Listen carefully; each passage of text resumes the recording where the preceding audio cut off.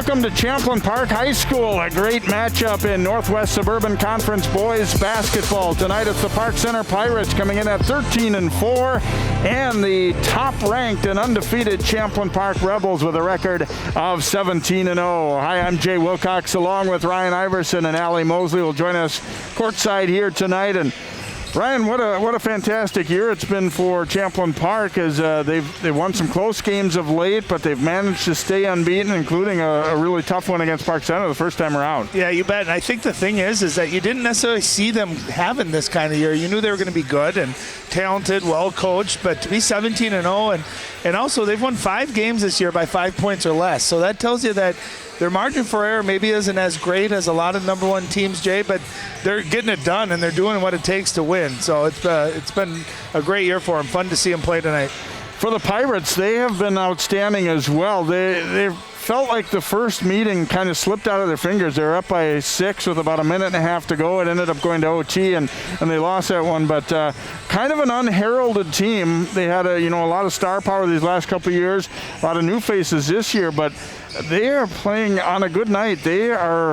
a tough out against anybody. I mean, they're maybe a little under the radar compared to Champlin Park, but don't mistake this team. They can really play. Well, I think you just said it, on a good night, right? Because we did their game at Osseo a few weeks back, and they had lost to Osseo just a week prior to that. They came back. They looked like a totally different team, handling Osseo by 20-plus points. So their best is as good as anyone in the state. They got the athletic play. They got size. They can shoot. They're well coached. So Champlin Park's going to have their handful tonight with Park Center. And Park Center has that loss from earlier in the year on their mind.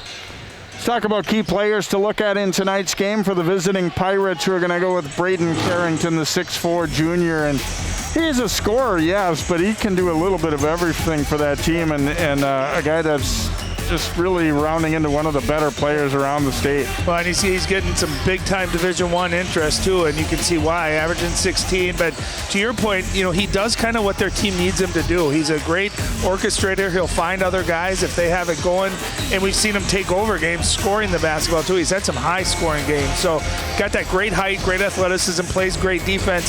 I think tonight this is going to be a high-scoring game. I think they're going to need Braden Carrington to have a big night scoring, being aggressive. And for Champlin Park, they really have a couple of stars that lead the way. We're going to go with their point guard, Josh Strong. Yeah, 21 points, 5 assists, 4 rebounds, 3 steals. He just kind of does everything, and he's very athletic. He can shoot the rock really well. He gets to the basket. He plays great defense. He's their floor leader, and he's kind of the engine that makes them go. Excited to see him play. Both these teams in Section 5-4A, and both coaches were kind of unanimous in that regard. This game means more to Park Center. They still have a chance to be the number 2 seed, possibly, if they win this one here tonight, whereas Champlin Park, you could pretty much figure they're locked in at the number 1 seed either way. However, they're on their home court. It's senior night for them, so they've got some things, and obviously just the rivalry between these two as well. Well, and that undefeated streak. You don't want to lose that. And I'll tell you the other thing that this plays a role in, Jay. If Champlin Park wins tonight, they'll have won both meetings.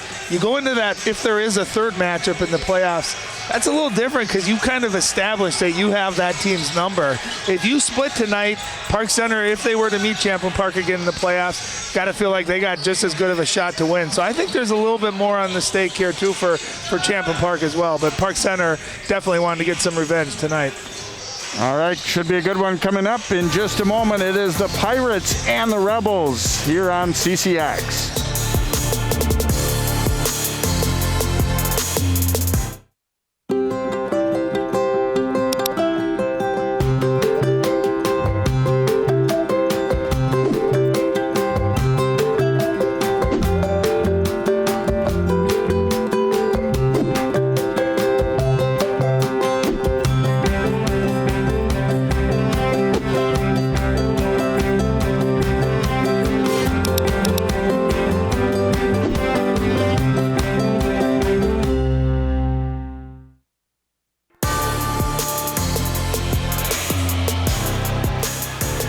And welcome back here to Champlin Park as we get set to tip off tonight. Let's go down now courtside to Allie Mosley.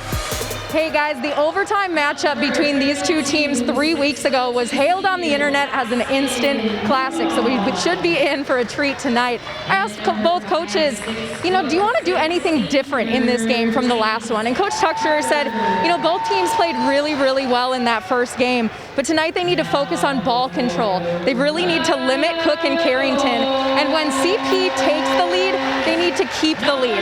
Now that's because in that last matchup, with a minute and 20 left, Park Center was up by 6. Now because of that, Coach Ware says, I don't really want to do anything different. They've got so much going well for them right now. He said in that last game, it was just such an awesome game overall. You can tell he's excited for tonight. But to come in tonight on the road and win this final regular season game, he said it's going to come down to winning the battles on the floor and making everything as hard as possible on the Rebels, Josh and Francis, guys.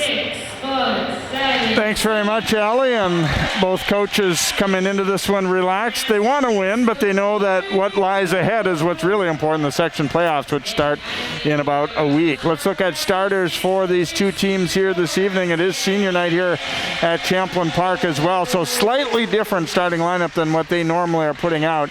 For Park Center, it's Braden Carrington, Cook, Rudolph, and Parker. Strong, Baron Bond gets the start tonight as a senior. Dylan Gachaba, Wakoria, and also Darian Hoke, who's not normally in the starting lineup, in there tonight on this senior night for Champlin Park. It's crazy, as a senior, you're walking out of that floor for the last time, and you remember when you were a freshman or sophomore thinking how far away that seemed, right? It does. It goes fast. And congratulations to all the seniors, not only for Champlin Park, but Park Center and all over the state playing. Just glad they got a season to play this year, Jay. One thing a little different for seniors this year is the section playoffs will be on home courts rather than neutral sites. So it could be, another 3 games at home here for Champlin Park.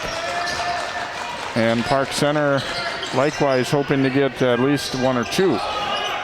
Birthday from the wing won't drop. Big battle for the rebound here, and he gets it back. Goes to the rim, but lost the handle a little bit, looked like. And Wakoria up with it. Boy, they're making strong work to get the ball here. Great defense. Hoke getting it out of the trap to Francis Wakoria, handing it off to Strong. Bobbled it briefly, but kicks it out. Gachaba, corner 3 here, won't go. Carrington, nice hands for the rebound. Well, and I think that's big. If you can force 1 shot for Champlin Park, no offensive rebounds, I think defensive rebounding for the Pirates is a big thing to keep an eye on here tonight. And you talked about Josh Strong being in great shape. Coach Tucker said that. I sure hope so, because they're picking him up 94 feet here tonight. Carrington to the wing. Cook at the top, around. Dawson Rudolph lining up a 3, and that is good. I think he's a really big part of their success, and maybe doesn't get as much publicity. He's not, he isn't going to be dunking on people or anything, but when he plays well, they really do well. And we saw that when we did their game against Osseo. And there's Baron Bond with an open look, and he buries it. So now evened up at 3. And he's like, thanks, Coach Tucker, for the start tonight. I'll pay it back. First touch, knocks it down, back-to-back 3s. Baseline, here's big James Parker going to the reverse. No, and Kachaba the rebound. Parker fouled him. Yeah, here's a look at Park Center's 3. Again, good ball rotation. Not an easy shot. Defender right there. But Rudolph knocks it down and come right back. There's Josh Strong making it happen. Not forcing it. He scores 21, but he doesn't force bad shots. Makes a great play to Bond, who knocks it down. So first foul of the game goes against Parker, who had a good move inside but didn't quite finish it.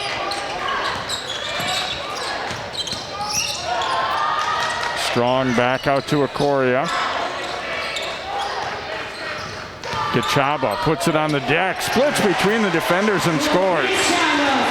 He has really improved over the course of his time here in high school. He is a legitimate scorer, basketball player, averaging almost 12. He's long and athletic too. Parker, the offensive rebound, and Wakoria swats it. And that's Wakoria, who we're going to talk a lot about his scoring and his rebounding, but his defense. He's a great athletic shot blocker, and that's where Parker's got to use that big body of his and shield Lacoria off of him so he can get that shot off or at least draw a foul. Long inbound. Bertha grabbing it out near half court. Carrington with Gachaba defending him.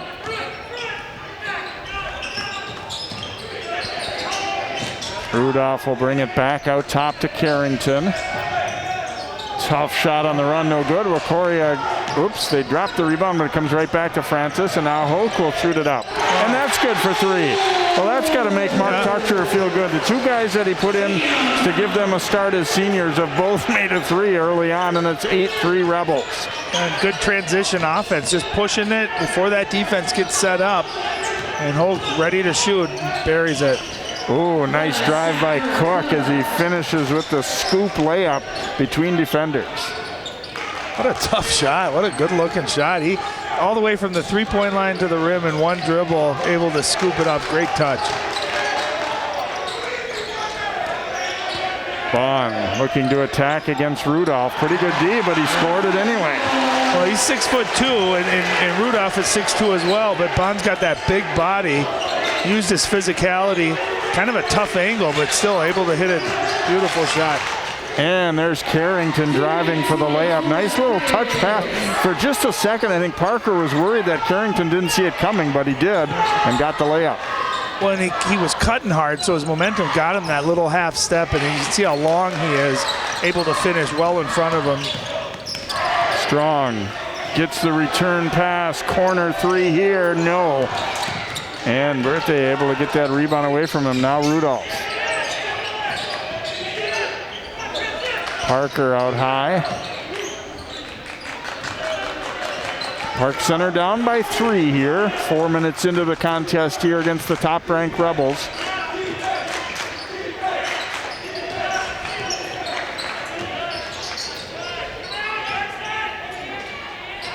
Carrington now swings it around. Cook. That one is short. Rudolph kept it alive briefly, but Wacoria grabs it. Strong for Gachaba. And back out top to Strong. And they want to go to that matchup again. Bond. This time he'll kick it corner. Gachaba short. Teams are hot early now, cooling down a little bit. Maybe you get a little bit winded after going up and down a few times like that. Yeah, and Gachaba that time, he was a good shooter. We saw him make the game-winning shot against Park Center earlier in the year. Legs looked like they were a little bit lost on that one, real flat on that shot. Here's Rudolph, and he hits another three. Nice little dribble exchange there that just got the defense caught a little bit off guard.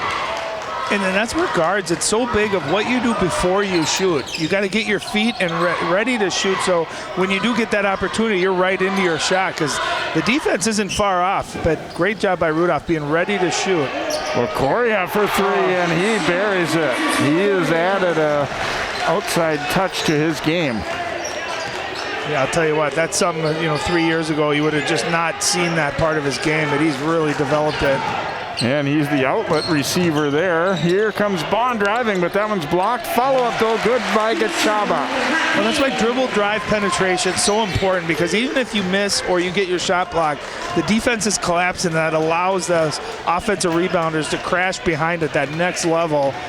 Great job just following it, getting that offensive rebound and finishing. Carrington blocked. Wacoria got a piece of that one, and now he'll grab the rebound. Is he athletic or what?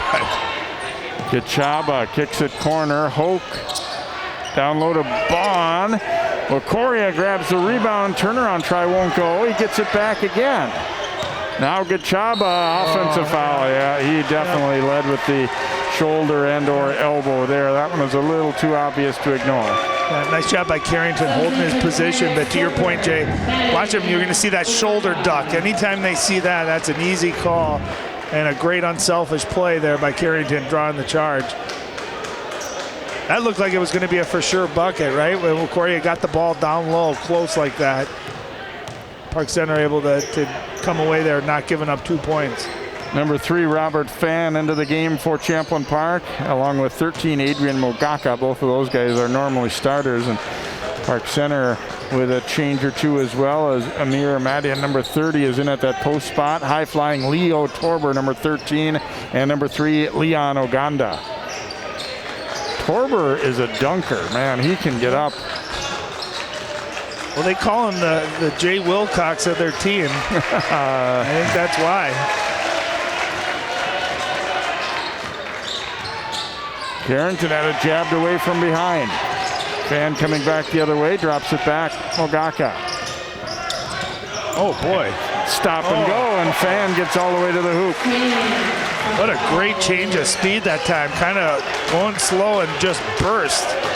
Great change of direction. He was at the rim in one dribble. Great explosion. Rebels up by 7. Here comes Cook attacking. Had to loop it up over Gachaba, and he hits. What a great shot. What a tough shot. Gachaba, you know, he's long at 6'5", but he's got those long arms. That was not an easy shot. Fan looking inside. Wakoria.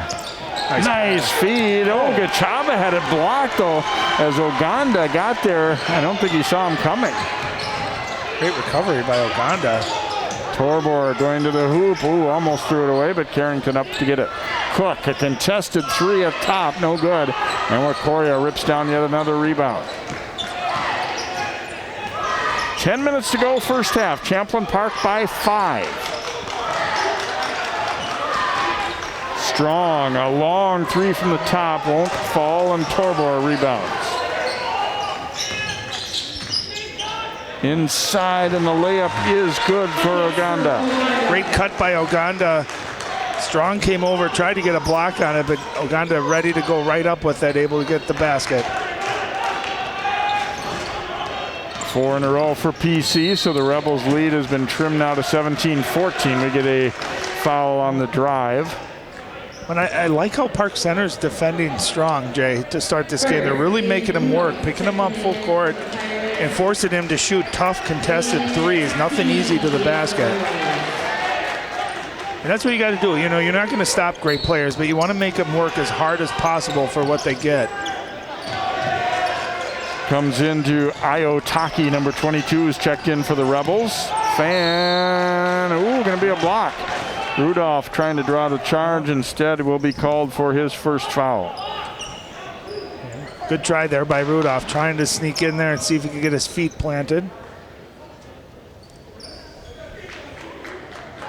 It's smart. Anytime a player leaves their feet, either trying to shoot or pass the ball, if you can try to sneak in there and get your feet set, you can see he's just kind of sliding to his right a little bit. That's close.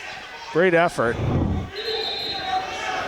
Not really sure what the I think they're stoppage is debating here to see if he was shooting or not. He was clearly passing that. Yeah, going to inbound on the baseline. Good job by the referees getting together and getting it right. But yeah, we have the benefit of replay and seeing it, but he was definitely not trying to shoot that ball.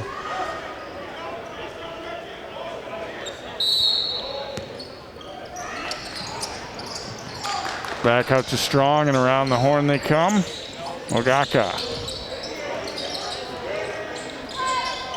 Got the big fella. Oh, you got to deliver that. Nice steal by Oganda. They had Wakoria down low, one-on-one, 4 around 1. 3 post feeds, post passing, so important. Here's Torbor all the way for the finger roll. He is really explosive. And at 6'3", you can see how quick that first step is, and he can fly, finishing right at the rim.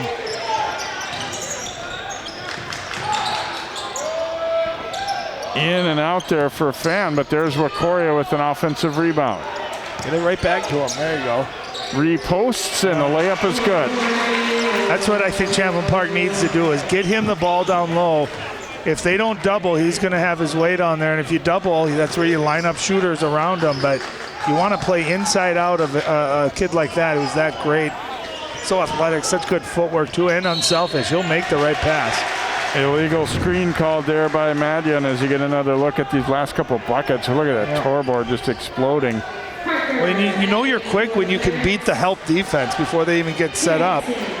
But there you go. You can see 4 blue jerseys surrounding the three-point line, letting Wakoria go to work down low. That's a hard matchup for anyone. And he's really improved too at passing out of double teams. When you're talking about if the ball comes to him, that's something he's really worked on and concentrated on, is being ready to survey the floor quick. And that's not an easy skill, Jay, for big guys to learn. It's kind of unnatural. Nice feed underneath, and the layup is good for Taki off the assist from Mogaka. That was just a great play by Mogaka. I thought he had a layup there, and just a great unselfish play for his teammate. Parker's really banging Wakoria around down there. Or they're smacking each other around a little bit. There's a block. Oh, going to be a foul. Free throws upcoming here as on the drive there was Birthday, and he will draw contact there. Foul goes against Taki. I think it's important, too, that Parker does bang like that, because you want to try to tire Wakoria out as much as you possibly can. I know he's in great shape, plays almost the entire game, but battling a big fella like that's smart to make him work on the defensive end. Even if you're not getting the ball, you're making him work and expend energy.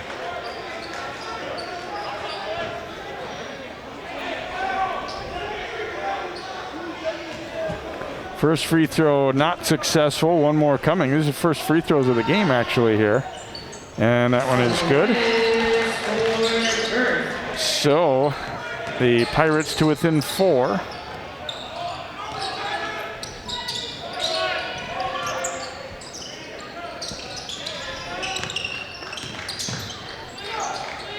Strong. Thought about pulling up there, but kicks it out instead of Mogaka. Good D by Birthday there, closing out. You can see how long those arms are. There you go. Here's Wakoria banging around with Parker there. The double came. Now he backs out of it. And double dribble, I think. Let's see. Yes. He's saying the ball was deflected away. He's asking for help from the official on the baseline, but not going to get that call. Our view was a little bit blocked. It was hard to tell. It looked unnatural, I know that. Yeah. It looked like it maybe did hit Parker's hand. And I can see why probably thought it should have been a legal dribble again.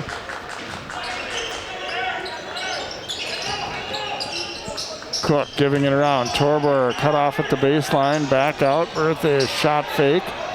And his jumper short. Wakoria rebound. He averages in double figures on the glass, too. Almost 13 a game. And you can see he's probably got 6 or 7 already. High school length game. You don't see all that many guys averaging double figures in rebounds. Strong giving it up. Whips it back down low. Wakoria attacking. Had it blocked partially by Cook. And it'll be Pirate ball. You know what I was going to say is both teams, I think, are playing really good offensively. But they're also playing really good defensively. I mean, there's nothing easy. See a great challenge there by Cook going up and getting that ball. Even on the other end, it was a great offensive play by Park Center, but good help defense and challenge and shots. So high-level basketball being played, I think, by both teams offensively and defensively. Carrington, a shot fake, gave it to Cook. Drives it, and it rolls off. Birthday's rebound try won't go. Parker reached for it but couldn't get it, and it's going to be Champlin Park ball. And timeout taken here by Champlin Park. Well, this is kind of the battle for Brooklyn Park bragging rights here, as Park Center located right off Brooklyn Boulevard, and Champlin Park High School is actually in Brooklyn Park. A lot of people don't think so. But it's right on the border. Across the street is Champlin.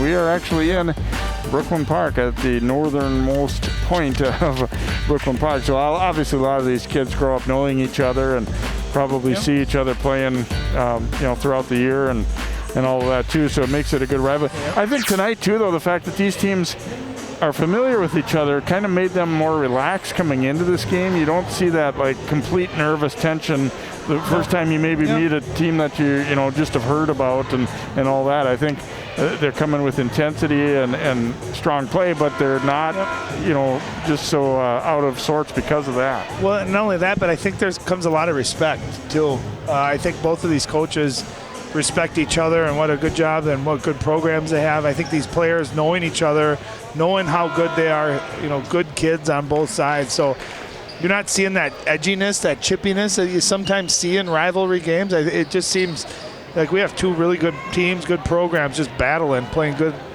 hard basketball. Well, I was asking Coach Ware, does your team typically play well over here? And he said, it kind of depends on the year, because a couple, when McKinley Wright and Theo John were here and stuff, they were too good that we couldn't beat them. Yeah. But then at other times, like last year, Park Center was clearly the team that had the firepower, and they won they won the meeting anyway with Champlin Park rather easily.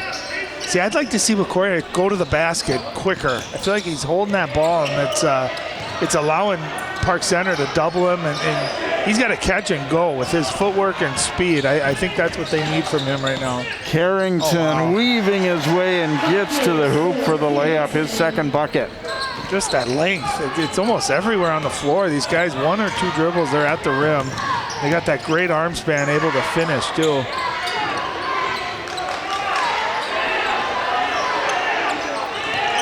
Parker trying to deny that post entry. They get it to Okoria. Here he drives it baseline, blocked by Parker, but fouled by Parker. Well, that's what he's got to do. He's got to go to the basket. Here's Carrington just playing at that great pace. That is a terrible angle on the left side, but because of his long stride, almost drops it. And then look at those arms extended, able to get a good finish on the rim. And that's big, because that's going to be the second foul on Parker. And I think that big body, it wears on you offensively and defensively. So, and that's another reason why Wacoria's got to go attack that rim and try to get guys in foul trouble. And this is a big part of his game too. He's really shooting the ball much better at the free throw line this year. Rebels have been in quite a drought here. That was the first point they've had in quite some time. He does make a pair. 7 now for Francis. 23-19. Champlin Park. It looked like this one was going to be high scoring at the beginning, but it's kind of settled in. We've had quite a few missed shots, and as Ryan said, a lot of it has to do with pretty good defense. Yeah, you're just not seeing that breakdown where you get wide open shots or easy uncontested layups. We've seen some great offense, but we've seen a lot of defense. They're taking away that first option, and nothing easy. Carrington comes back out to get it here.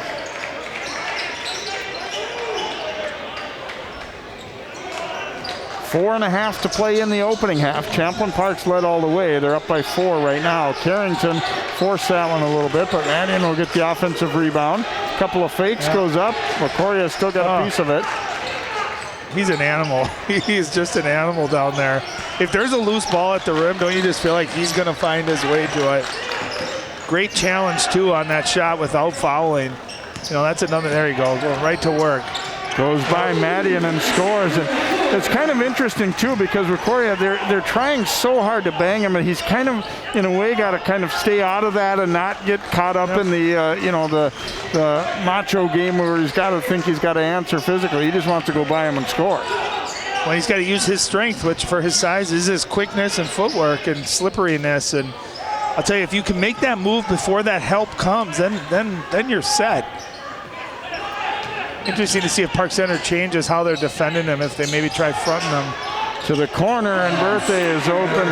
Good ball rotation there as the Rebels tried to throw a little bit of a trap at him, and boy, it didn't pay off. It was just handled very nicely by the Pirates. Great offense, and I feel like every time Champlin Park's maybe kind of pulling away a little bit, Park Center with the big answer.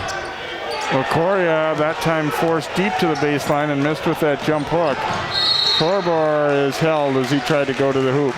Well, with his speed, that's about all you can do is try to get a piece of him before he's at the rim. He is so fast and athletic.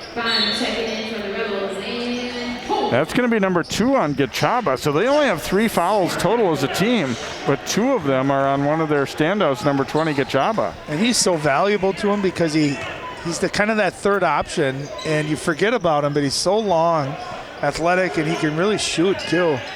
And such a good defender. Rudolph into the lane, but picks up the dribble. Now back out to Carrington.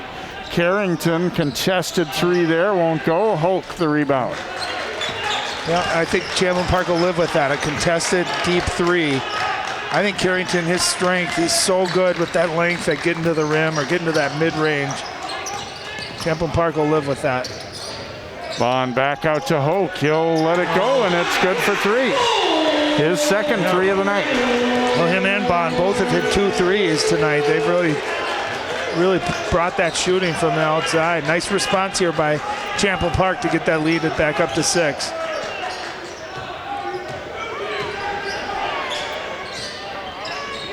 Back out here, Carrington. Oh, great pass. Corner, Birthday, another one from there. No good. This time, Mogaka. The race is on. Mogaka, a little Euro step and was fouled. Really the first time on either side where there wasn't defensive balance, Jay, where long rebound on the missed 3, able to just take it and get going was Mogaka. How about the timing? He knew right when that defender was going to try to strip that ball. It brought it right over the top. Birthday picked up the foul here, so Mogaka to the free throw line, the left-hander, and he hits. And there's Cook. He's been pretty quiet here tonight. He's kind of been the co-star along with Carrington in a lot of their games this year, but been pretty silent. He's got a couple of buckets.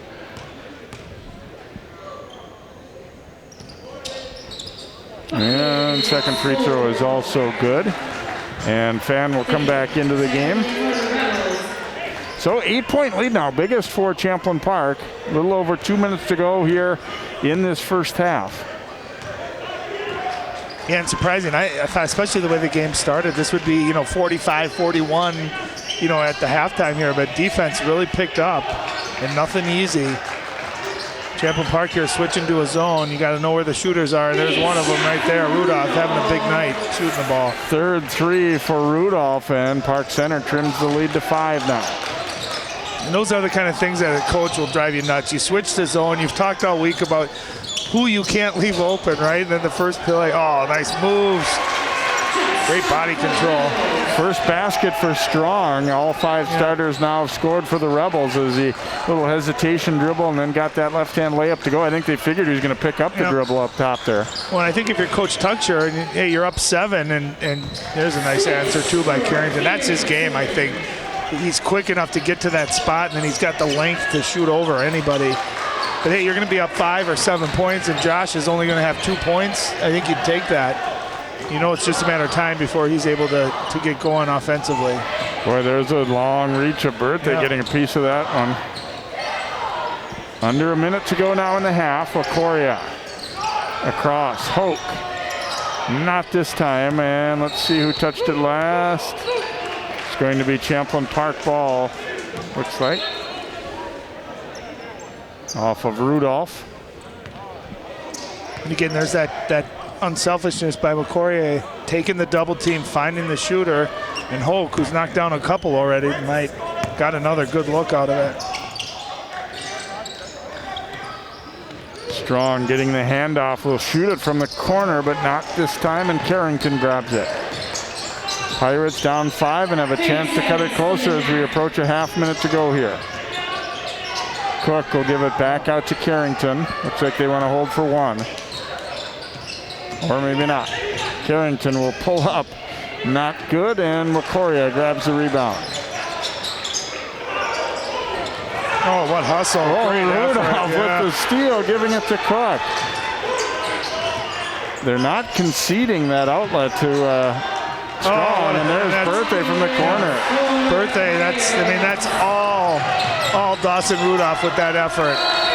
Too late on the attempt from Strong here, so we reach halftime, and a good close to the half for Park Center after they'd gone down by 8, have cut it to 2 as some great hustle to get that steal, and it ultimately led to a corner 3 for Park Center. So Champlin Park will take a lead into halftime, but not a comfortable one by any stretch. Yeah, I'm going to get another great extra pass by Cook, and that's what's so cool about it. Both of these teams, but Cook is the leading scorer, isn't scoring a lot, had a good look, but recognized his teammate had a better look, made the extra pass, and Birthday knocks it down. He's got 7 in the first half, and again, that whole series was because of a wonderful play by Rudolph, diving on the floor. Great hustle there to get one more possession for his team. You talked about it. Champlin Park looked like they were moving away there, but great finish to the half. Let's go down now to Alley with Coach Tucksher. Coach, I know you weren't really pleased with how that last 10 seconds happened there. You've seen Park Center is not making this easy for you guys. It is a battle. What did you see in that first half in your team? Yeah, absolutely. It's a battle as we expected. We got to be able to handle pressure a little bit better when we have the ball. Slow ourselves down. If we're able to run, that's great. But if not, we can slow us down and execute in the half court on offense. And defensively, we got to take away the three-point line. I mean, that's keeping them in the game as far as I'm concerned. Since you guys took the lead, you have kept the lead, but you see PC closing the gap. I know you want to protect that three-point arc, but what else do you guys need to do to kind of keep them at bay? Yeah, it's the three-pointers, really. It's just, they hit some big shots, and we got to take care of the ball a little bit better in the offensive end, but got to take the three-point line away and one and done and get some boards and get out and run. Thanks for your time, Coach. Thank you. Thank you, Allie, and thanks to Coach Tucksher there. We'll hear from Coach Ware heading back into half number 2. Champlin Park trying to stay unbeaten here, leading Park Center 32-30. We'll have first half highlights and more for you coming up on CCX.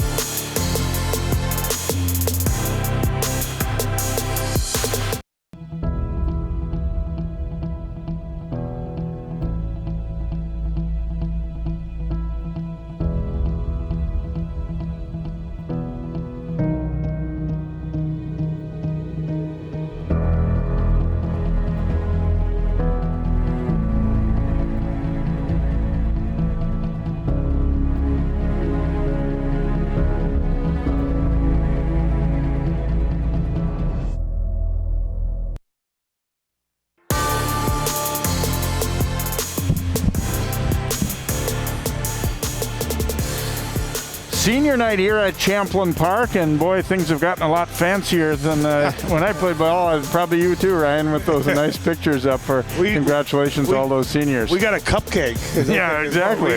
Maybe a carnation for your mom or something. Yeah. 32-30 Champlin Park is our halftime score in this one. Well, we said Champlin Park is still undefeated, but it has not been an easy road, including Tuesday night when they took on a very talented Gino Grace team for the second time. You see Strong getting a dunk there, and the Rebels able to pull this one out in close fashion as they win it 71-69 to keep that perfect mark going. But Totino is going to be a team to watch in these next couple of years. They're already really good. They got that young talent, but you can see Champlin Park did enough to win, and that's kind of been their theme this whole year, right? Letting teams hang around, but doing enough to get the W. And another really close game for them was the first meeting against Park Center over on the Pirates' home court. And boy, this one, as Allie said, an instant classic. I mean, it was a battle back and forth. The Rebels got some things to go their way down the stretch and then converted, made some big shots, ended up being able to force OT. As you see, Torbor lighting it up with the hammer there for Park Center, and I think the Pirates thought they were on the way to the win, but Kachaba ends up hitting the game winner for Champlin Park in overtime as they survived to stay undefeated. Tonight's first half, not quite maybe that level of excitement, although a very close game and a very good game. As we take a look at our first half highlights here, and starting with a rotation of the ball around to Rudolph, and he buries an early three. He had 3 of them from beyond the arc for the Pirates, and then here's Gachaba knifing through to get the layup there for Champlin Park. And in the really opening minutes, it kind of felt like we were going to see that real, 80-75 kind of game again, but now it doesn't really appear so quite as much. Well, both teams really started out shooting the heck out of the basketball. You're seeing a lot of made threes. This was all early in the game. And Strong, great pass. And there again, McCoy had just that ability to step out and extend his range all the way out to the three-point line. And there's Torbor flying to the hoop. It always feels like the second time you play a team, their tendencies a little better too, so it maybe is, defensively or possibly a little more locked in that second time around. Yeah, and as McCoy, I think just how good he can be posting up if he just goes right to the basket. There's Carrington. Haven't had a lot of transition really on both sides, but that time able to get going. And that was right before, was that the one right before half? No, he had a couple just very similar to that. Here's Rudolph against that 2-3 zone, again knocking down his third 3 of the game. And Mark Tucker talked about that. As here's a look at Strong's actually only basket of that first half. He talked about we really need to stay at home on their shooters. You look at the scores, those 3 threes giving Rudolph 9 for the half. Berthe with 7, including the 3 that pulled him to within 2 late in the half.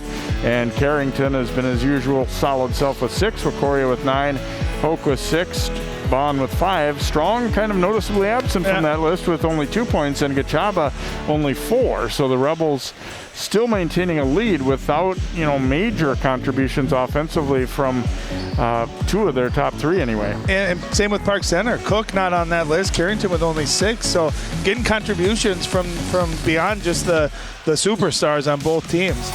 Take a quick timeout and come back here to Champlin Park. The Rebels leading the Pirates 32-30 in Northwest Suburban Boys Hoops.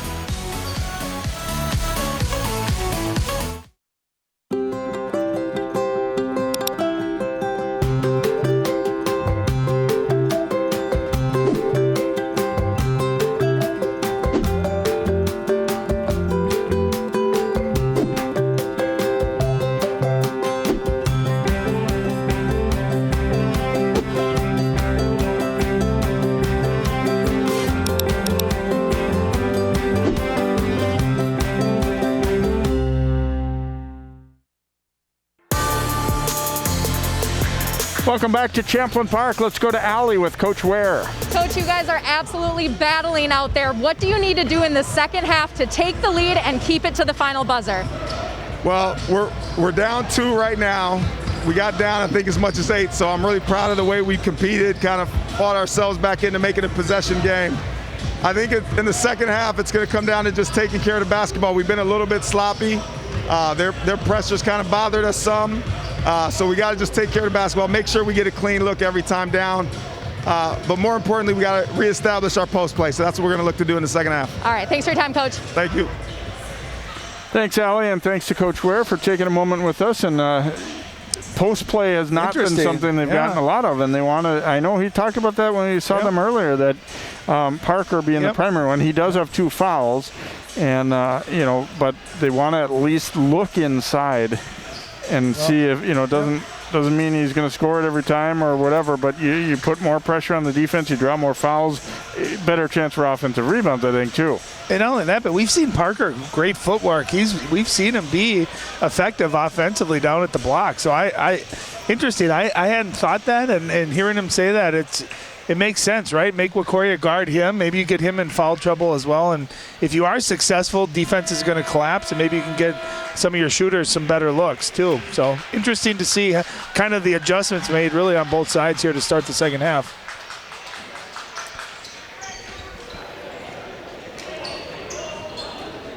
Parker will be on the bench actually to begin this second half, as Madian will be in at that post spot for the Pirates. Gachaba will inbound here for Champlin Park, and they've got their usual starting lineup, not the starting lineup from tonight, but so Fan and Mogaka are in there with Gachaba, Strong, and Wakoria for Champlin Park. Oh, nice play. Here's Wakoria for the dunk. What makes that play so good is there's action on the weak side, Jay, so there's no help defense. They were fronting them. It was an easy throw over the top. All Wakoria had to do was turn and catch, and knows how to finish it at the rim. Great first play to start the half. Boy, if that's what they kind of drew up at halftime, you'd say, okay, that works. As a coach, you love it when you draw it up and it actually works exactly how you pictured it. So great start. Good action, too, to get him free on the block like that. Berthe chase back outside. Here's Carrington driving. Little pull-up, dances around and drops. Boy, he's the master at those kind of shots that look tough, but he makes them look easy.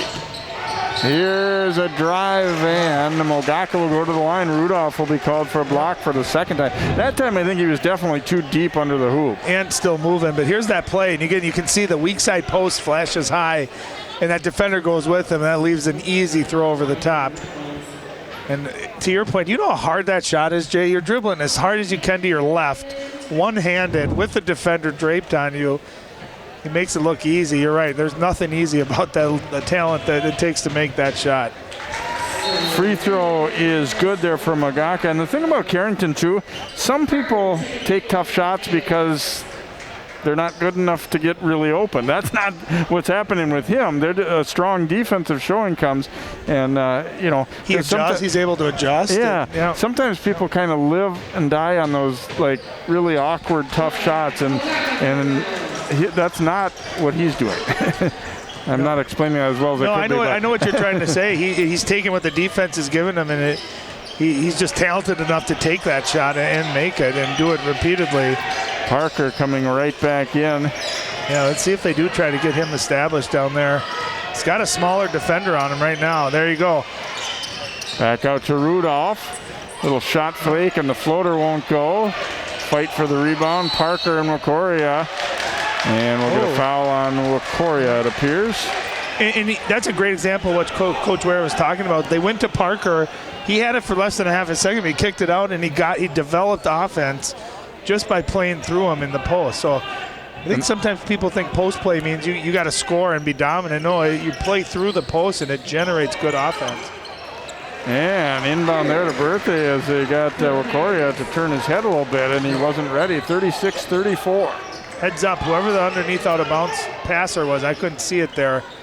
But that's a great pass, able to generate a quick, easy bucket, a rare, easy bucket. Into Wakoria, and he's fouled by Parker. Quickly the third foul on Parker. And there's the trade-off. If you're Parker, you're trying to bang him around and slow him down a little bit, maybe frustrate him. And the other thing is you might run into some foul trouble. Yep. Yeah, interesting. I think Coach Ware is going to think here, you know, this early second half, 3 fouls. Do I keep him out there and risk maybe picking that 4th foul, but because he's going to give us so many positives being out on the floor, or do we get him sit down here? Looked like they had Madian go check in there. So yeah, I think the fact that it's so early in the half too probably influences that decision a little bit. Well, you can see Champlin Park, you know, Coach Ware talked about we got to get better post play. You can see Champlin Park early going right to Wakoria down low, wanting to play through him as well. There you see the state rankings as Champlin Park been #1 for a good chunk of the season, and then Wayzata at #2. Cooper, kind of a sleeper in there at #4. They've played well, just a couple losses for them. And Hopkins is always in the mix. They are ranked #8. Pretty cool. 4 of the teams that we cover, you know, in the top 10, and top 2, you know, both teams that we cover. So it's just one of those years where you feel like it's wide open come state tournament time. Champlin Park's certainly deserving of that #1 seed, and it, you know, wouldn't be surprised if they went all the way. But there's just a number of teams without that one dominant team. I think that a lot of years we see.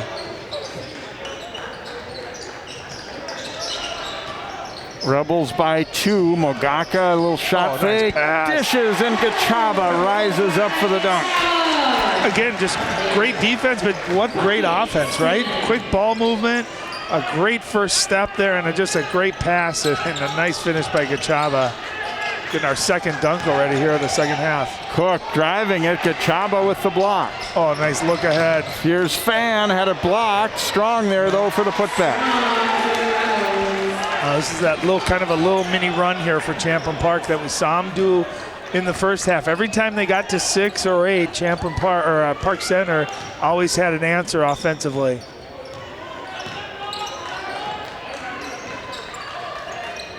Rudolph giving it back to Carrington.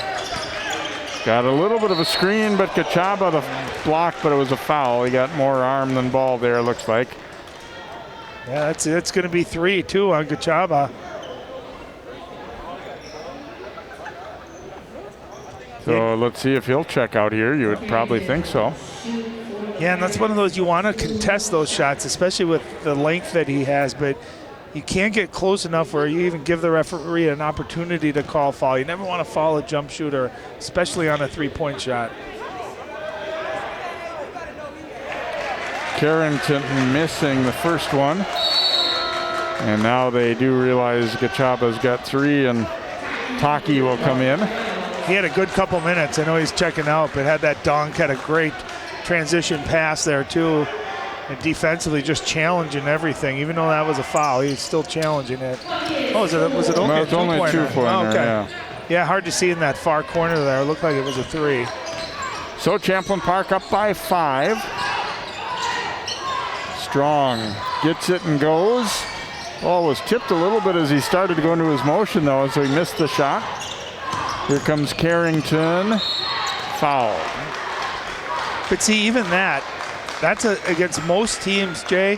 Carrington gets a layup, right? An uncontested layup there. Even though he drew the foul, it was a great move. There's just been nothing easy. And I wondered on the flip side, Strong got that follow-up, that easy layup on the breakaway. I wonder if that would get him going a little bit offensively. Taki will check out. Holt comes back in. That foul was on Taki, by the way.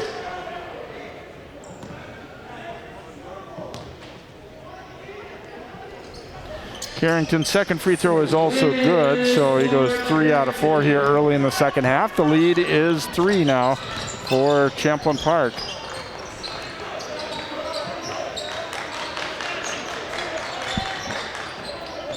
Ooh. Yeah, they seem to be short 1 point for each team on the scoreboard here. I don't know if they're going to get that corrected. Get a foul call. Yep, and again, 4-round 1 going right down to Wakoria, and he went right to the baseline, right into his move. I think that's what he's got to do, but don't allow that help to come. Like right now, he's got to go. He's got the space. Wakoria with the move, scores and 1. And the Rebels kids liked it. Well, you just don't see a lot of 6'7" post players with the foot speed and the quickness. You can see a great move. The hard jump stop. Making people fall, that kids get so excited about that. He tripped on his own. Like it just never did anything for me, right? It was great effort defensively, but just a great body control by a 6'7" kid with just wonderful footwork. Wakoria the miss. Here's Carrington pulling it up. No good. They finally get the scoreboard corrected. If you're going to be hosting playoff games, you can't be screwing up the scoreboard. Sorry. Now they get it right, but it's been about 3-4 minutes that they've had it up wrong. And if you're Francis, after a move like that, guess what? You've got to make that free throw. You got to finish that off.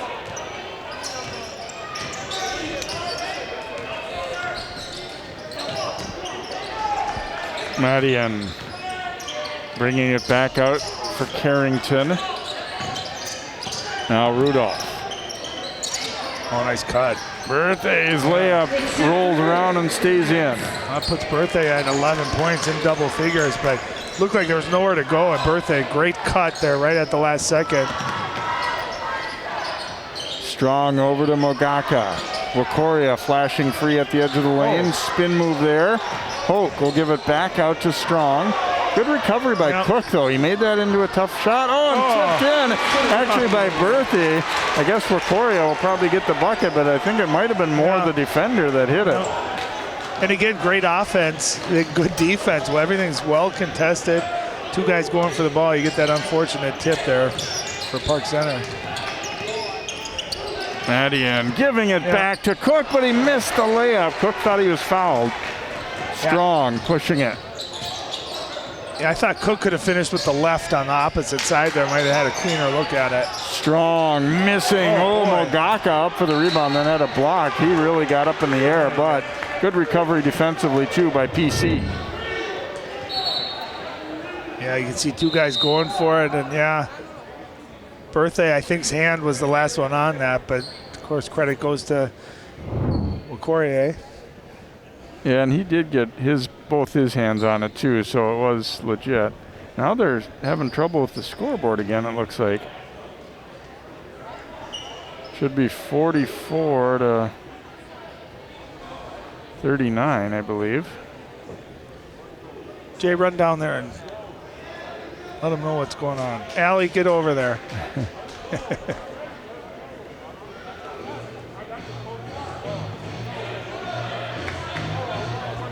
You can kind of feel too, Jay, the intensity picking up a little bit, can't you? Second half, you're starting to get into it. You see each possession, they're just competing like heck.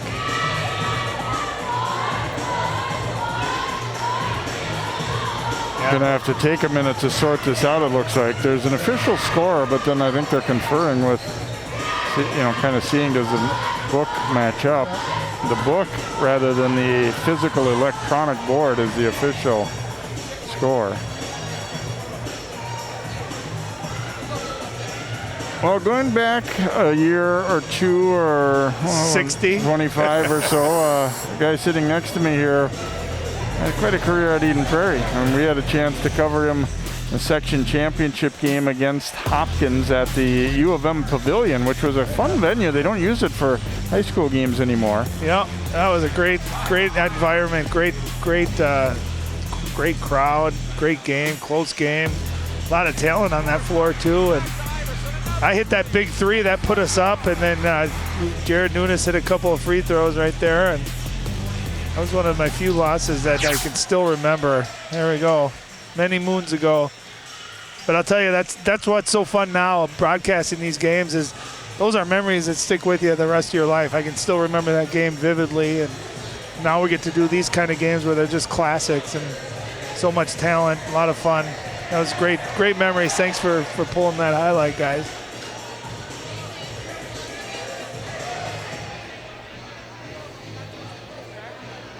Be interesting here if they relatively early in the half, so you'd think you could say, okay, here was the halftime score. What did we have since then? And it shouldn't, in theory, be that hard to get figured out. However, if you don't, and honestly, both coaches, when you're doing a game, you're not watching that part that close. You don't know. At the varsity level, you just assume that stuff is correct, you know. And the interesting thing is, we are at Champlin Park, but they are the team that appears to have been short of the point. Yeah. Yep. You had 3 field goals for Wakoria in the half, 1 for Strong, 1 for Kachaba, and then the 2 free throws by Magaka. So should be 12 points added to 32, which would equal 44, which we have on our screen, but on the scoreboard here, not so much.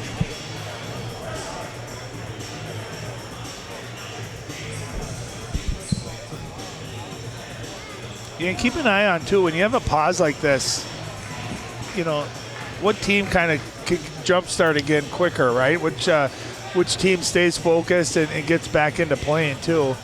You'll see this in football a lot, especially, you know, not necessarily in high school, but college and NFL when there's a long pause for a replay.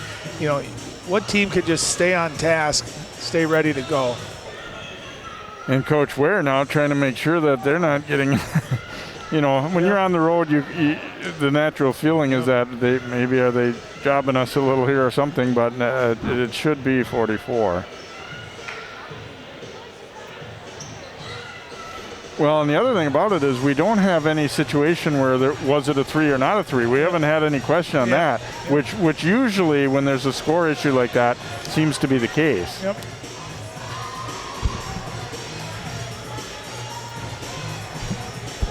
And again, as the referee, I mean, you're ultimately in charge, but you're not keeping score as the game goes along either. You're trusting that official book is doing the job correctly.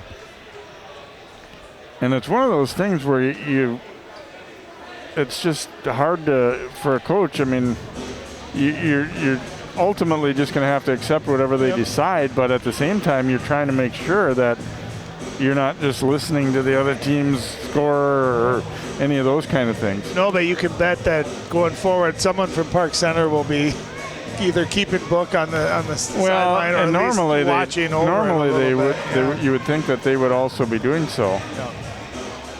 And that's usually the best practice, right? Because then you have 2, you know, 1 from each side. You can get together on a case like that and see which one is correct. But they did change the scoreboard here. It is 44-39, so they do have the score correct.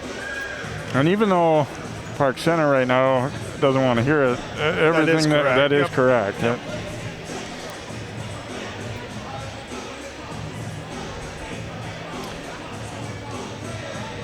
Got boys hockey on CCX Saturday afternoon, 3 o'clock. Maple Grove, they lost for the first time this season this week and dropped from number 1 to number 3 in the rankings, but still a fantastic year for them. They'll be playing a rival in Blaine on Saturday to wrap up the regular season, and I they're certainly one of the teams that has a chance to compete for a championship this year. Who did they lose to? Lakeville South. Okay. Yeah, both teams had been undefeated, and ironically, both teams had been told by their conferences that they could only play conference games during this COVID year. But a schedule opening happened for both of them. They were able to put that game together and play each other this week. How about Blaine? Are they as good as well? Not as good as normal, but still should be, definitely a test. They've been a team that's in the thick of the mix in this conference and also in Section 5AA for a long time. Boy, this is very much a momentum killer in this game to take this long to be hashing out the score. Well, the good news is not one team necessarily had this big momentum or on a big run, right? But no, you're right. It just kind of takes the oomph out of the. And I was just saying prior to this break that you could feel the energy level, the intensity picking up on every possession here, and certainly hard to get back to that level right away after a 10 to 12 minute break.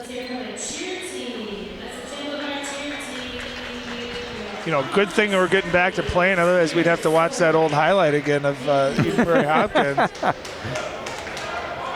Yeah, ultimately, you almost get to the point where you say, whatever, after 1 point, for 1 point difference.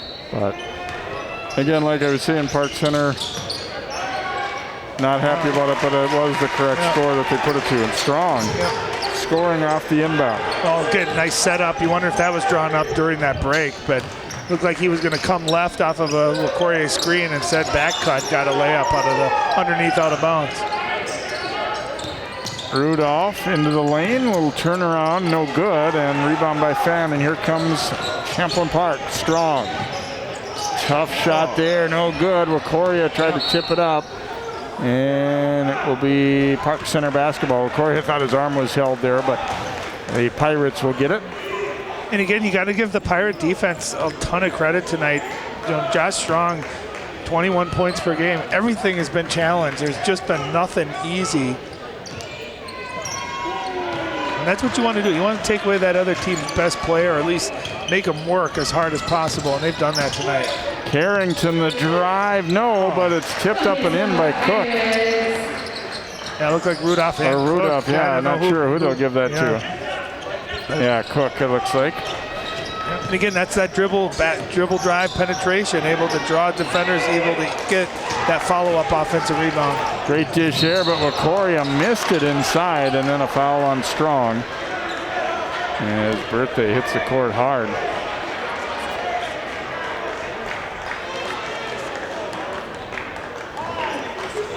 Yeah, that might have been the easiest opportunity that Francis has had tonight, right? A nice drive and little dish off there, and he kind of rushed the finish a little bit, but got a good look at it.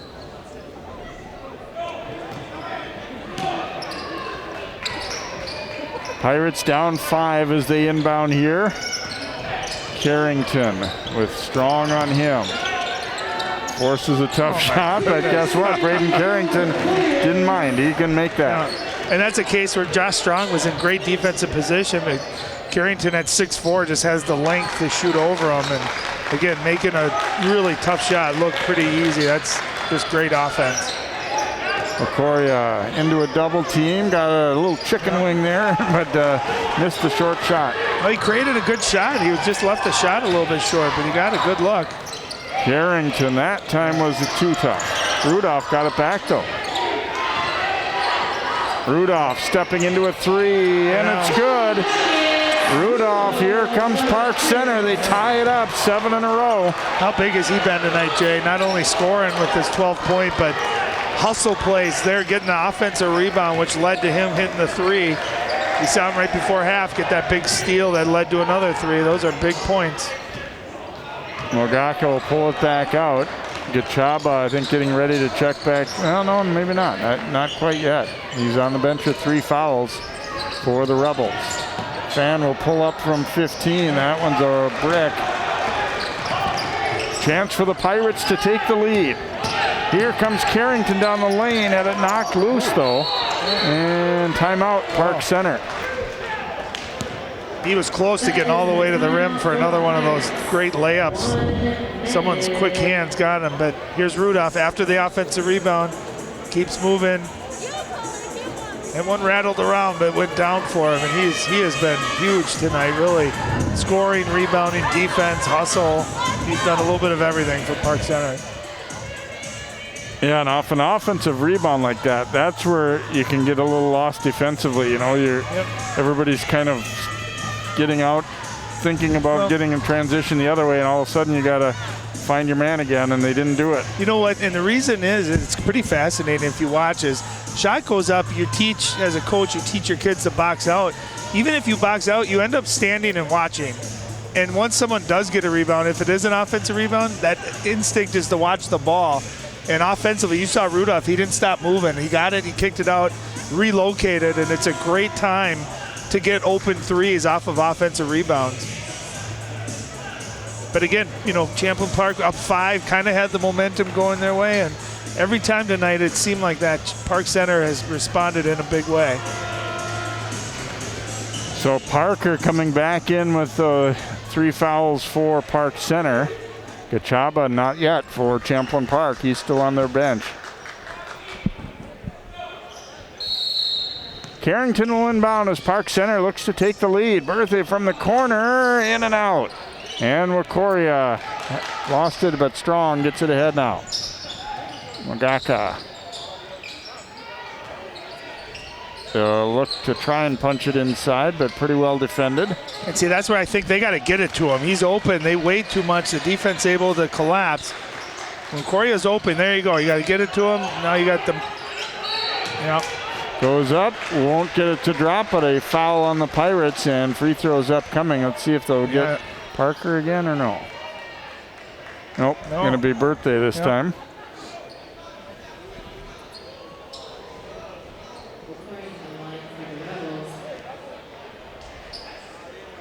Well, the big fella with 15 tonight, I bet he's close to that on rebounds too. Probably in that 10 to 12 range tonight, giving you that double-double.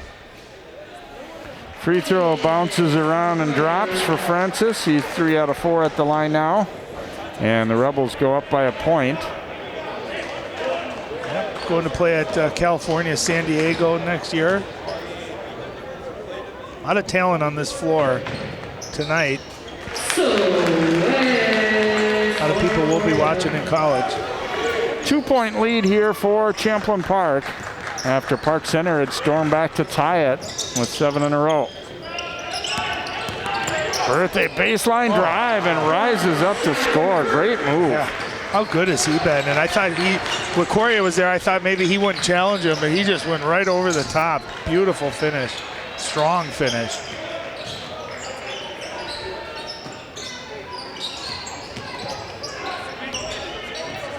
Well, how big too, Jay, has Berthe been tonight with Cook only having 6, right? And Berthe coming up with 13 tonight really kind of made up that difference to help with the scoring.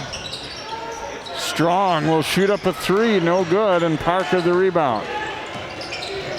Knocked away by Strong, and Carrington will retrieve. Pirates again a chance to lead, and Carrington got to the rim but couldn't get it to drop.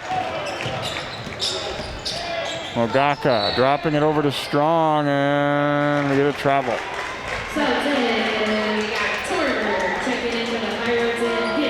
Gachaba will check back in now for Champlin Park after a long break with that 3rd foul, and Torbor coming back in here for Park Center. You know, in a lot of ways, maybe this one more like a playoff game than that first one was, in terms of, you seem like you always see in sections lower scoring games than the regular season.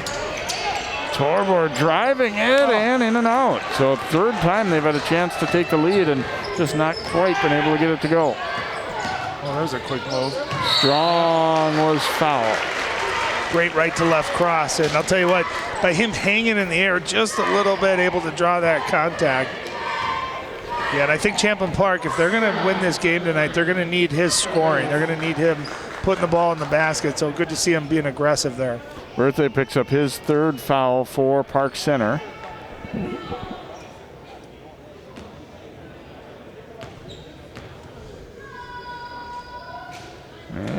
good on the free throw.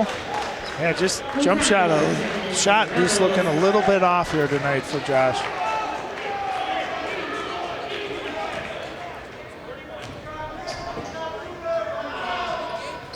Gets the second one, so Champlin Park takes the lead back now at 49-48.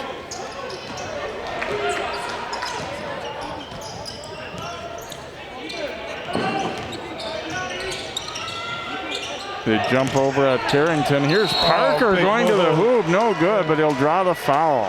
Great hands for the big fella on that roll. That's not easy to do, to roll into traffic like that.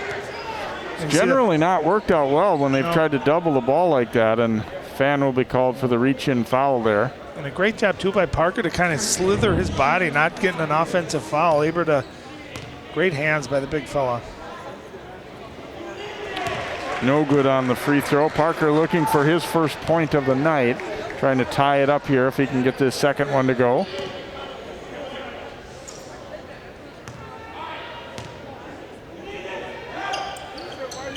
And in and out. Recoria rebounds, so the Pirates miss out on a chance to tie it or go ahead there. 49-48, Champlin Park. 8.5 to play here. Again, Champlin Park undefeated, ranked #1. Here comes Torbor the other way, fouled by Recoria. I'm surprised that Recoria fouled like that. Generally, you want to foul, make sure he can't get the shot off.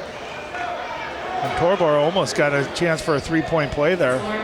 I think he decided early, I'm not going to let him dunk this one. So we got to him, but you're right. It looked like if you're going to foul, make it a foul, right? Yep. Yeah, rare turnover, too, by Strong. I think Champlin Park done a nice job tonight taking care of the basketball, and that time turnover, and it led to one of the only, transition opportunities we've seen tonight for either team. Mogaka will come back in, so another chance to take the lead here for Park Center as Torbor makes the first free throw, and one more coming. And the Pirates are in front, 50-49. Mogaka into the front court. Great defense by Berthe, just hounded Strong, just making it difficult for him to even get the ball. Mogaka into traffic there and then kicks it back out. Strong will keep firing, and there's good for three. His first three of the night. He had to work for that. He worked really hard to get open and did a lot of running. Finally circled back around. Nice pass and a way to step in. Deep three. Maybe that'll get his rhythm going. Parker lobbing it into Berthe, trying to draw another foul on Gachaba. He did a nice job. I think he's aware of the foul situation with Gachaba and went right at him. Yeah, he's got 15. He's been just phenomenal offensively tonight. A couple baskets at the rim, knocked down some threes in transition. He's kind of done it all tonight offensively. Recoria sweeping across the lane, no good, but he will shoot free throws. Presumably going to be on Parker.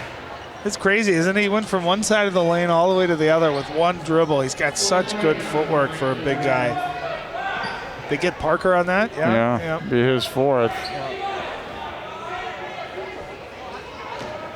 Coach Ware kind of pleading, sticking up for his guy there. No good on the free throw. So Adrian will come back in, Parker out. Yeah, I think Parker's got some beef there. It looked like he was moving his feet.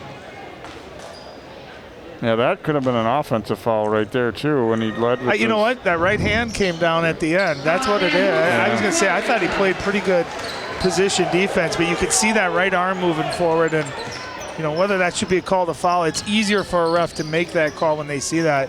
Both arms were straight up. I think he had a really good, valid point. Oh, Carrington traveled. He slipped a little bit as he tried to come to a stop there. So it'll be Champlin Park ball up by a point. 7:07 to go here in the second half. It's like we might be going down to the wire again like the first time these teams played.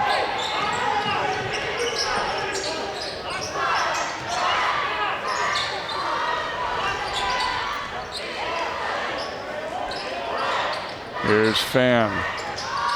Looking for Strong now, cutting out to the top.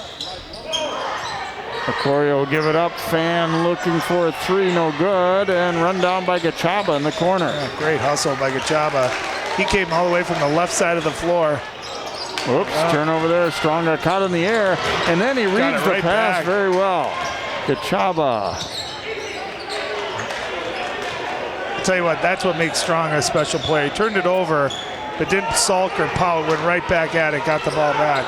Throw ahead for Torbor, got control, and then over to Cook. Nice. Cook into the lane and scores a nice oop. Heads up play by Cook, recognizing Strong. Quite a bit smaller was on him, just went right to the rim and elevated, got the basket. Park Center back in the lead on that hoop by Cook, and Champlin Park nearly turned it over again, and Mark Tucksher is not happy with their flow of late here. The previous time, they saw that Carrington was on Wacoria, and they were so eager to get him the ball that they really forced it in when there wasn't an angle yet. If they had just been a little more patient there. I think anytime you play Park Center with their pressure defense, we always talk about you got to take care of the ball. Champlin Park had done a great job of that. I don't even know if they had more than 1 or 2 turnovers, but last couple minutes kind of rushing it a little bit. A couple more turnovers leading to some Park Center easy buckets. Well, some great players in the history of both of these programs, and one of the guys is on the right there, McKinley Wright, along with his running mate Theo John Wright, he had a great career at Champlin Park, and he's having a really great career at Colorado as well. He thought about leaving after last season, put his name in the NBA draft, and then withdrew it, but he has had a fantastic career out west, and I know he's fondly remembered around here for sure at Champlin Park. Well, and you know what's great is at nighttime I'll get my little kids to bed, and because he's out west, they're playing a lot at 9 o'clock at night, and I'll turn it on, and seeing him control the game exactly the same way he did in high school, and hearing the broadcasters glow about how smart of a basketball player he is, it's been fun to watch and see him have a great career. I expected him to do that, and he certainly has. Champlin Park down by 1 as Park Center looks to hand the Rebels their first loss of the year. Wacoria back out. They swing it quick. Fan to the baseline. Gachaba back for Wacoria. Powers it up and in. I'll tell you, that was great defense by Park Center. They closed down a number of good opportunities, and that time, great job by Wacoria repositioning, reposting. He just got it too deep, able to turn and finish. Torbor attacking and scores. PC gets the lead back. It seems like Torbor could get whatever he wants whenever he wants. He's so athletic, so quick, and he can elevate. He got to about 3 or 4 feet, just elevated and finished. Park Center not going with one of their 2 big post guys anymore, so the Rebels, I think, looking to attack with Wacoria a little bit more. Cook is about 6'4", good player, but just not as big as Francis. Goes up, draws contact on Cook. But I'll tell you, that's a skill too for Francis, is how to draw contact. A lot of bigs fade away when they go that jump hook. He's turning that shoulder, going right at the rim. It's hard to referee. You can see Cook's going to talk about it. Hey, I'm straight up. He's coming into me. But I'll tell you, you're going to get the benefit of the doubt when you go strong like that.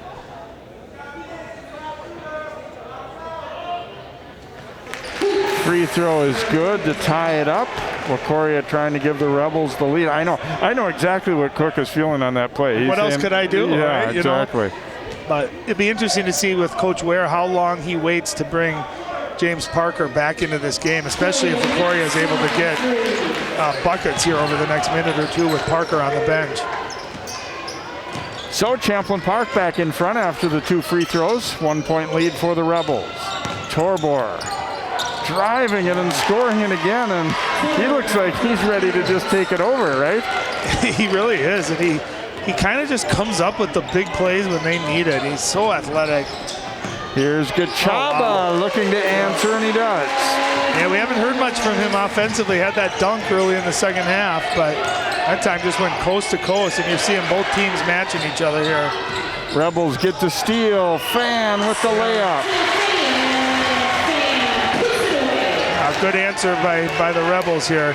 Down 1, they got a big bucket, and then get a stop, get a turnover, get an easy one in transition. 3-point lead for Champlin Park as we approach 4 minutes to go.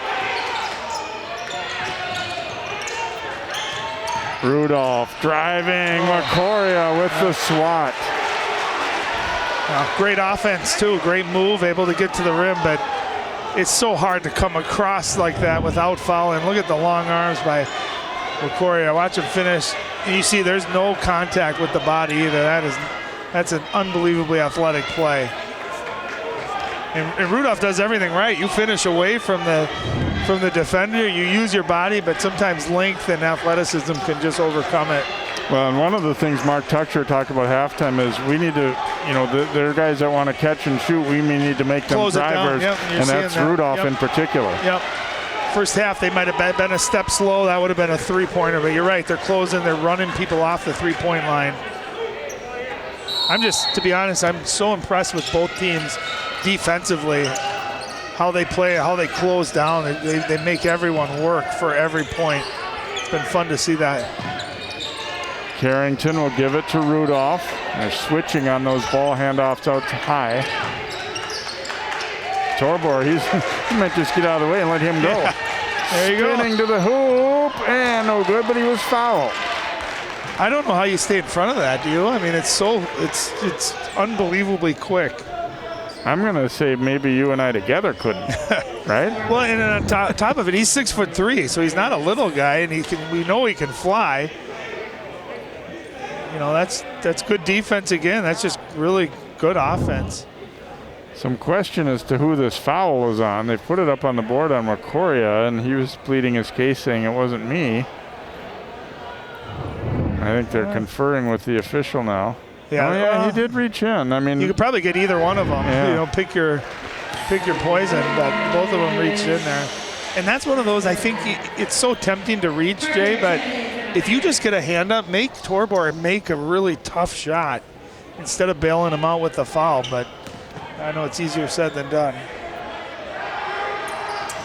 Free throw in and out, and Gachaba the rebound.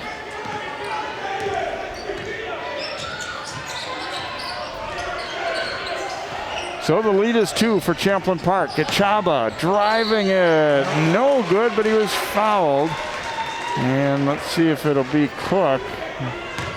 Pirates, I think, feeling they're getting a short end of the stick a little bit on the calls down the stretch. Third foul on Cook. But again, good defense. That's a tough move with Gachaba. Again, 6'5", long and quick, able to get that step and kind of just hang in the air. You want to just contest that without fouling them. Look here. Yeah, that looks like just pretty good D. Yeah. Yep. Free throw good there by Gachaba.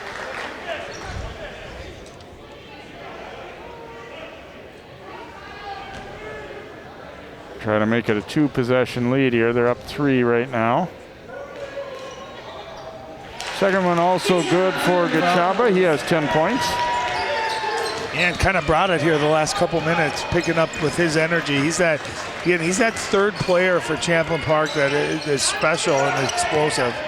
Underneath for Parker, but he couldn't catch up to it. He was battling for position with Macoria, and the throw was just not exactly where he wanted it or needed it, and it was behind him. Tough angle from there to deliver that. That's where you got to take one dribble more to the left and lead it right into Parker. He could have turned and caught and finished. And Park Center pressuring Macoria. And it's going to be Park Center ball. They signaled the wrong direction, I think, and now Bertha and Macoria kind of getting into it a little bit.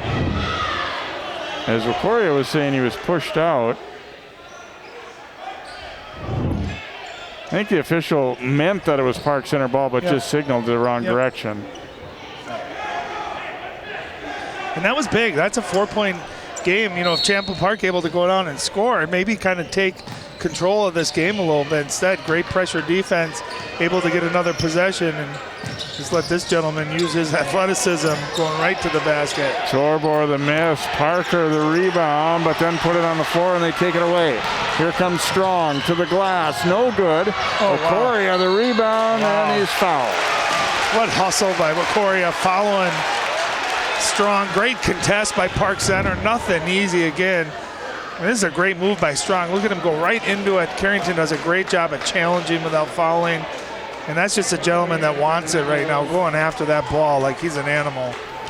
Berthe thought he had the clean block there, and it looked like maybe had a point to fourth foul on him. Free throw good for Okoria. Don't you, Jay, as you leave this, don't you think of Okoria, like your lasting impression is how hard he plays? I mean, obviously he's skilled and does amazing things, but he just plays every possession really hard. That's a takeaway that I have of him. 1 out of 2 there. The lead is 5 for Champlin Park. 2:45 to go. Carrington, a pull-up from 15 is good. Yeah, nice in rhythm right off the ball screen. You knew that was going in right as it left his hand. He's got 14 tonight, and that was as pretty as any of them. I think it's important for Champlin Park here to not think we're just protecting a lead right now. We got to keep playing. Collision there as Fan goes down. Well, and they're going to be in the double bonus too, so that's a big advantage for them. But you give Park Center credit, down 5, needing a basket, no panic at all. They just get right. Carrington gets to his spot, knocks it down. And you're right, Champlin Park, you don't want to go into a prevent where you become unaggressive either. You want to stay aggressive and get a good shot. Rudolph coming back in here for Park Center. Fan's first free throw good, so the second one coming.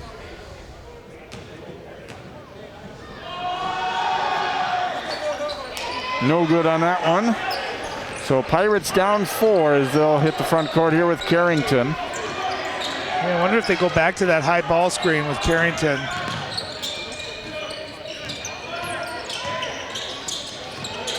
Torbor across. Here's Carrington. Parker. Little pick and roll there, and then he gets rid of it, but he was fouled, I believe, on the pass.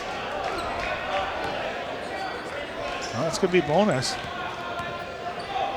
And it'll go against Mogaka of Champlin Park. Parker on the line. The Rebels will take a timeout. 1 minute.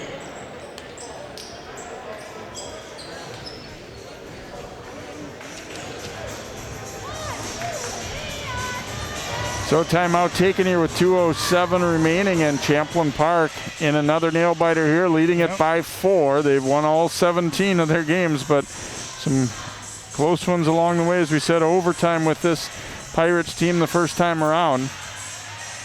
Well, I like the timeout. I'm guessing, Coach Ware right now is saying we're going to make these 2 free throws. We're going to be down 2, maybe pick up full court, see if we can pressure them into making a bad decision or rushing a shot. And Champlin Park, if you're coming out, to your point that you made a few minutes ago, Jay, I think you still want to play to score. You don't want to try to just take time off the clock. Go 4 round 1, play through Okoria and see what you can get out of it. Here's an interesting thing for Park Center too, Ryan. 4 losses this year. The previous ones, they have won the rematch every time. Yeah. They got Osio, Totino, Grace, and Armstrong the second meeting. So that says a lot about their players, but also their coaching staff, I think. Yeah. And I've known Coach Ware since he was a player, and I coached at the University of Delaware while he was at Utah State. I saw him in the recruiting kids. He's a smart basketball mind. And I know his kids love to play for him. He's got a great personality, but he is a very smart basketball mind as far as X's and O's and matchups, and so there's a reason why they haven't lost a rematch like that. Parker makes 2 clutch free throws for Park Center. They are to within 2. And again, they're doing all they can to make it tough for Strong to come and get the ball. Yep. And they put length on him too. Everyone that's guarding him has that length. And so even if he creates a little bit of space, you have that length that makes it harder. Strong down the middle, offensive foul. Rudolph, the previous 2 times that he tried to take a charge, he was called for the foul. That time, he gets it. And I saw it developing. He was there definitely ahead of time. And Strong was making the right basketball play. That's where you just got to come to that jump stop. You see Rudolph, he's there clearly above that circle too. Those are just the kind of plays. Rudolph's made a number of those type of plays here tonight. Oh, and there's Gachaba getting out to block Cook's three. Gachaba misses the layup though. Torbor throwing it ahead for Parker, barely hauled it in. Pirates can tie it or take the lead. Back out for the lead, Cook.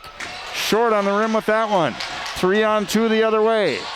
Gachaba back out to Fan, and he'll bring it back out. Smart play by Fan. He could have taken an ill-advised three there. Instead, take it out. Nice pass. Oh, and it's right through Gachaba's hands as Mogaka drove.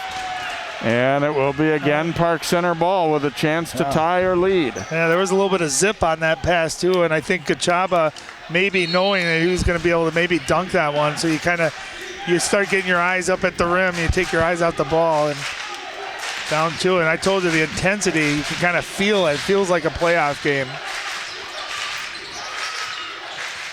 Cook out to Parker. Parker driving it at Wacoria, no good, and Fan the rebound. Maybe traveled on the way out, or it looked like it was close anyway. Yeah. Under a minute to play now. 2-point Champlin Park lead as they try to finish undefeated for the regular season anyway. This is where Josh Strong, as the primary ball handler, a senior, has to make a play. And now we will get the foul on Cook. You know, and I don't think you had to foul there, Jay. I think what I would have done is run a second defender at him and try to get the ball out of his hands. Maybe force Champlin Park to take a quick or a bad shot. But 37 seconds left. Even if he makes both of these, still plenty of time for Park Center. Strong knocks down the free throw for the Rebels. 3-point game now, so this one is big as well. Try to make it a 2-possession lead. You can tell Josh feels comfortable with the ball in his hands in these big situations. That's what you want out of your best player. So 67-63. Under 35 to go. Carrington to the hoop, fouled by Wacoria. That'll be his fourth. Good job to attack quickly by the Pirates there. You don't take too much time off and you get to the line. And I love that they didn't try to settle for a bad three. You don't need a three. Got to the rim there, and a good challenge by Wacoria. And I'll tell you, Carrington, when he decides to get to the rim, I don't know if there's much you can do to stop him. However, misses the free throw there. Berthe coming back in here for Park Center, so the lead staying at 4 for the moment anyway. Second free throw coming for Carrington. This time he hits. 67-64 Rebels. Cross to Strong. They try and strip him. Strong just gets it ahead to Mogaka. Nice pass. Here's Gachaba for the dunk. Almost a turnover, but a great job keeping that going, and then an easy finish for Gachaba, his second slam of the half. And Strong will be called for the foul as Carrington takes the three. And now 3 free throws. Huge. That's a big one there. Nice pass by Mogaka. Oh, look at that elevation. What a great feeling to hammer it down. Go up 5. So Carrington will come to the line for 3 with 12 seconds to go. Strong was convinced he had ball on that one. And that's where you can't even give the referee that chance to make that call. That's huge, because if Carrington's able to knock these 3 down, you're back down to a 2-point game, and then you can still foul and stay in this game. Free throw spins out. Timeout taken here by Champlin Park. 2 more coming for Carrington.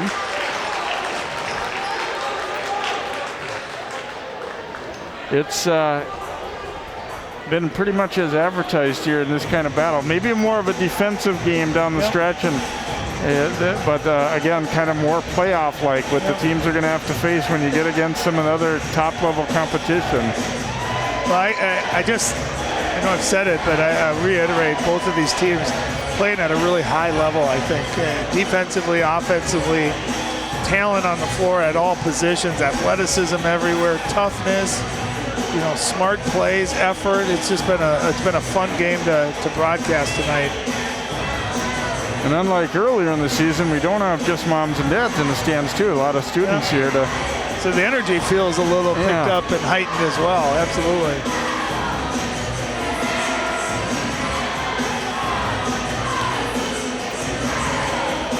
Well, we asked Coach Tucker before the game, you know, are you glad to have gotten these close games down the stretch? And he said, yes, definitely. Yep. That this will help us more to have to battle through this kind of game and these kind of tough teams in the last week of the season. How many times do you see that where a team's dominant all year and then they have their first close game and they don't know how to respond? Champlin Park, as we said, have won 5 games within 5 points or less this year, so they've been in a number of these. They know how to close it out and finish it. And right now it's going to come down to, you know, Park Center is going to press full court. You got to get the ball in, take care of it, not turn it over here. Carrington makes 2 of 3, so the lead is 3 for Champlin Park. Into Ocoria.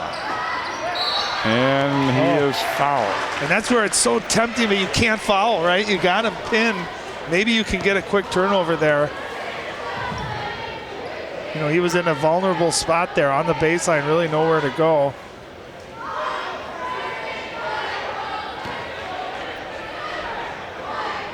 And that'll be the 5th on Ayuba Berthe, who played a great game here tonight. Yes, he did. He was fantastic. 15 points as he fouls out.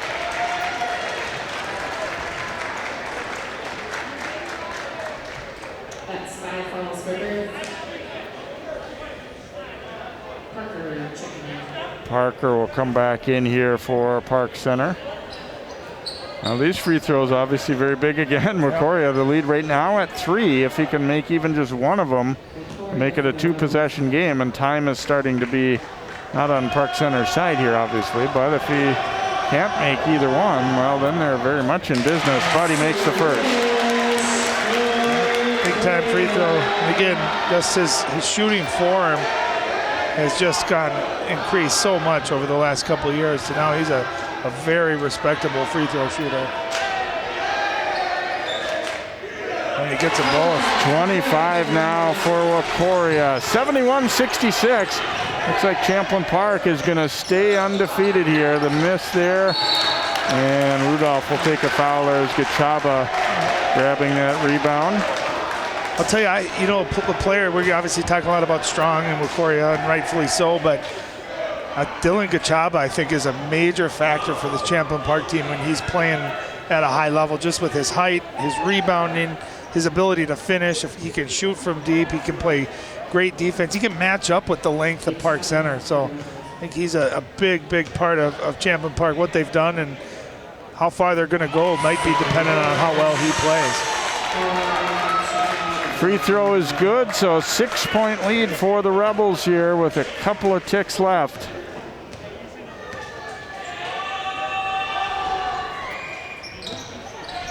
Misses the second, and we had a timeout taken by Park Center before that last heave. You know, and I think people might be wondering, well, why would you call timeout? You're down 6, but this is a great time to run a play when you might be down 3 or might be down 2 with 1 second left, and be able to execute and get a rep in a game situation. That's what coaches do, great coaches. Both of these guys are great coaches. You're always teaching, always preparing for what's maybe could come up down the road. If you're Coach Tucker, you're telling your guys no fouls. We don't even need to contest the 3. Just stay away, no fouls.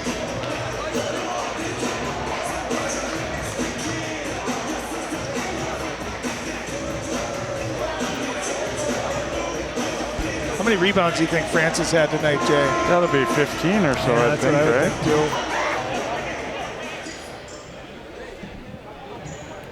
Think 1.8 is what they settle at for the time remaining. Here's Carrington with a half-court floater, no good.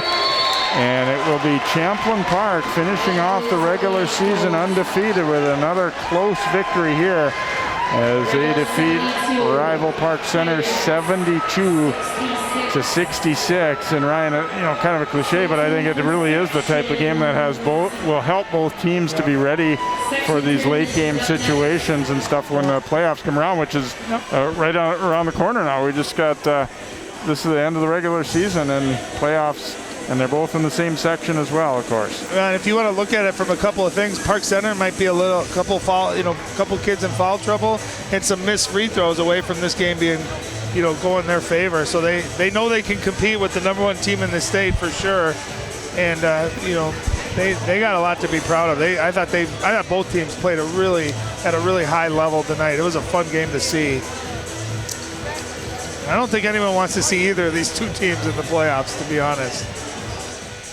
No, it should be a very competitive Section 5 with these two, and obviously Mounds View, and then Osseo. No, Totino's in Class 3. Yeah, Spring right. Lake Park and Osseo are the other presumed top 5. And Mounds View is having a heck of a year. Yeah, they are. They could be the #2 seed, especially with Park Center's loss tonight.